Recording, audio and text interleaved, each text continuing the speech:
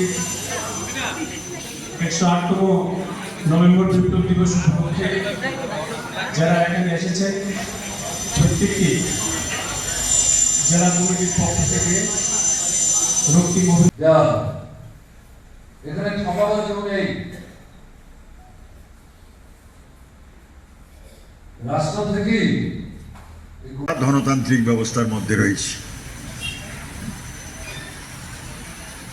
ধনতান্ত্রিক ব্যবস্থা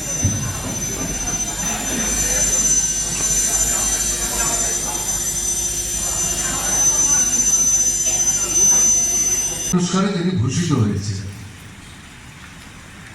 সোভিয়েত দেশের সমাজতান্ত্রিক ব্যবস্থার পতনের পর সেই রাষ্ট্র থেকে তাকে আমন্ত্রণ জানানো হয়েছে, আপনি আমাদের দেশে আসুন না, একটু ঘুরে ফিরে দেখুন না আমাদের ব্যবস্থাটা কিরকম, আমরা কেমন আছি। আপনার মতো ব্যক্তিত্ব যদি আমাদের রাষ্ট্রে একবার পদার্পণ করেন, কিছুদিন থাকেন, দেখভাল করেন, আমাদের সঙ্গে কথাবার্তা বলেন, অভিজ্ঞতার বিনিময় ঘটান, তাতে আমরা উপকৃত হব। পৃথিবীর মানুষও জানতে পারবে আসলে সমাজতান্ত্রিক ব্যবস্থাটা কি।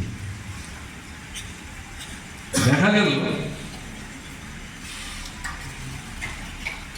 রবীন্দ্রনাথ ঠাকুরের চারিদিকে যারা ঘেরাও করে একটা বৃত্তের মধ্যে থেকে আটকে রাখার চেষ্টা করছিলেন, এরকম পরপর দুবার তাকে সোভিয়েত দেশে যেতে দেবে। তার কিছু কর্মসূচিও ছিল, তিনি যেতে পারেননি, কিন্তু ইচ্ছা করলে যেতে পারতেন না ঘটনা তা না, আসলে তাকে আটকে রাখা।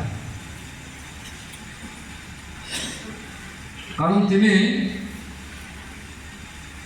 গেলে পরে সোভিয়েত দেশের অভিজ্ঞতা যখন চাক্ষুষ করবেন এবং এগুলি যখন বলবেন, রবীন্দ্রনাথের কথা